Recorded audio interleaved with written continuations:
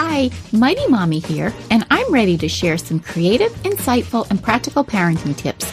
I'm your host, Cheryl Butler. Bullies and mean girls have been around forever, but technology has given them a whole new platform for their behavior. That old adage about sticks and stones can break our bones, but names can never hurt us is no longer true, as name-calling online is now considered seriously damaging, potentially leading to disastrous consequences for today's kids and teens. Our growing awareness of cyberbullying has definitely helped us learn more about how to cope with and prevent it.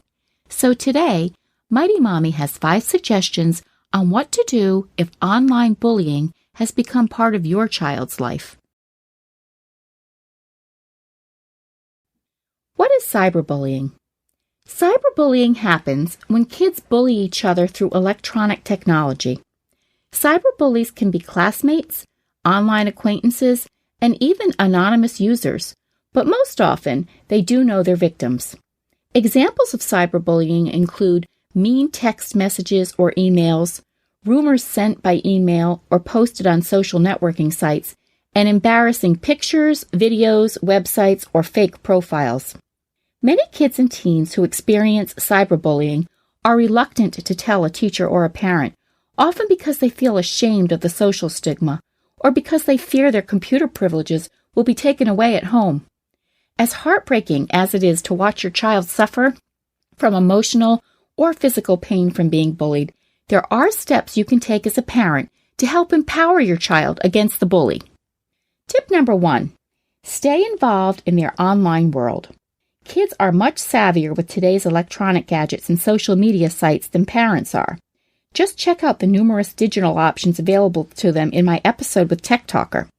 But as intimidating as it might be to keep up with them digitally, by staying involved in their online world, you could be protecting them from danger and bullying. Familiarize yourself with the basics, such as how to implement parental locks on your home computer, as well as checking with your cell phone carrier about limiting cell phone use during certain hours so it's not accessible to them 24/7. If your child has his or her own laptop, set rules that it cannot be used after a particular time in the evening, so there is no opportunity for late-night exchanges. If trust is an issue, collect the laptops at a designated time each evening. Have a sense of what they do online and in texts. Help them be smart about what they post or say. Tell them not to share anything that could hurt or embarrass themselves or others. Make them understand that once something is posted, it's out of their control and there are consequences to everything they do online. Modern Manners Guy has a great episode on Facebook manners. Check it out together. Also, learn about the sites that they like. Try out the devices they use. Ask for their passwords, but tell them that you are only going to have to use them in case of an emergency.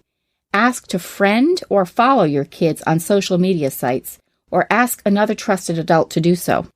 Discuss cyberbullying on a regular basis so they'll feel comfortable reaching out to you if they or someone they know is being bullied.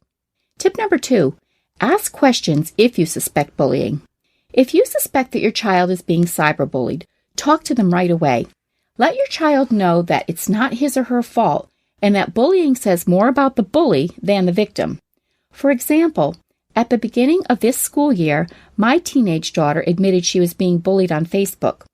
After some discussion, we realized that this was serious, so we addressed the matter with her high school guidance department and assistant principal. Our school has a no-tolerance policy for bullying, but most students are afraid to speak up because of fear of retaliation as well as humiliation amongst peers.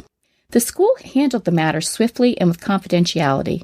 As it turned out, several other students were also the targets of the same bully, and we also learned that the student who was bullying was the victim of abuse in his own home, which is often the case.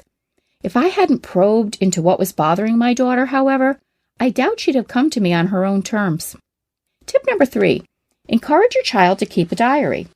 Bullying of any kind stirs up many negative emotions in a child, usually leading to extreme low self-esteem.